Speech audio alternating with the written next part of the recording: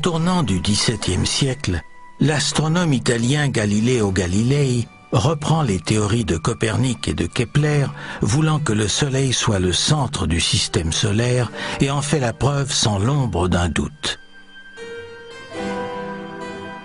Il y parvient, grâce à une nouvelle technologie qui va changer le cours de l'histoire. À certains égards, le télescope est le plus blasphématoire, le plus séditieux, le plus révolutionnaire et le plus splendide des outils scientifiques. Cet outil est le plus beau des cadeaux pour la science en général, puisqu'il permet de rapprocher des objets éloignés. On a appris qu'on pouvait prendre deux lentilles, les aligner d'une certaine façon, les mettre dans un tuyau et en faire une lunette d'approche. La nouvelle s'est répandue comme une traînée de poudre à travers le monde. Maintenant, ce n'est plus la personne qui possède le télescope qui compte. C'est de savoir si elle sait quoi en faire.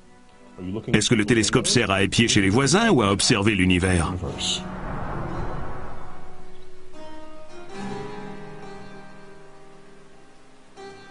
En 1609, Galilée améliore cette technologie en polissant ses propres lentilles. Il fabrique un télescope qui peut grossir 30 fois. C'est du jamais vu.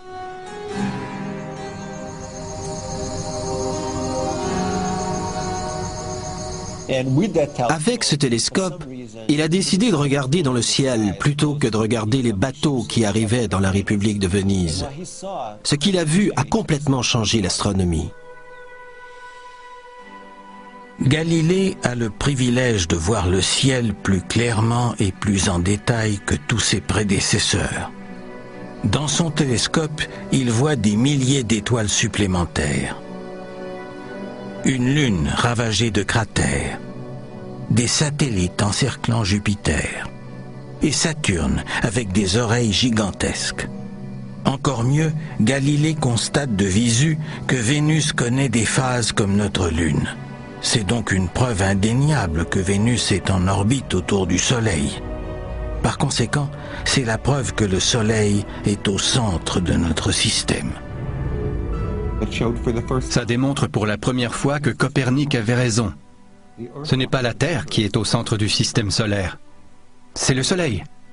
Grâce à son télescope, Galilée éloigne la Terre du centre de l'univers. Il affirme qu'on n'est pas au centre de tout. On n'est qu'une planète parmi les autres.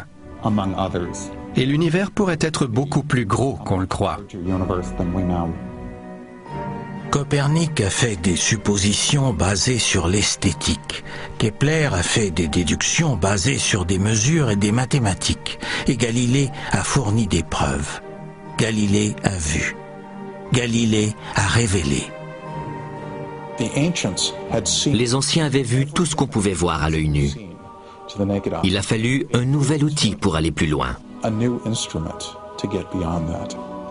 C'est le télescope qui est le point de rupture entre les anciens et les modernes. Depuis des siècles, l'Église proclame que la Terre est au centre de l'univers. On sait maintenant que c'est faux. L'Église catholique est toujours chancelante après le schisme de la Réforme, et la découverte de Galilée vient contester les Écritures.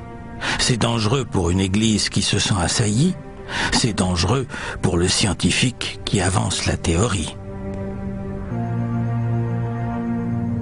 En 1633, après la publication d'un autre livre de Galilée défendant la théorie héliocentrique, le pape l'accuse d'hérésie. Il a été forcé d'abjurer ses idées coperniciennes, ce qu'il a fait, semble-t-il, à genoux, devant le tribunal.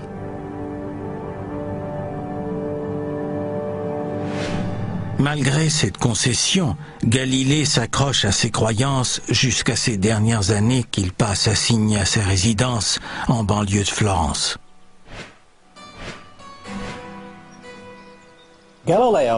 Galilée est le premier scientifique moderne, puisqu'il a fait des observations avec le télescope, il a avancé des théories logiques et il a osé mettre au défi l'orthodoxie de l'époque.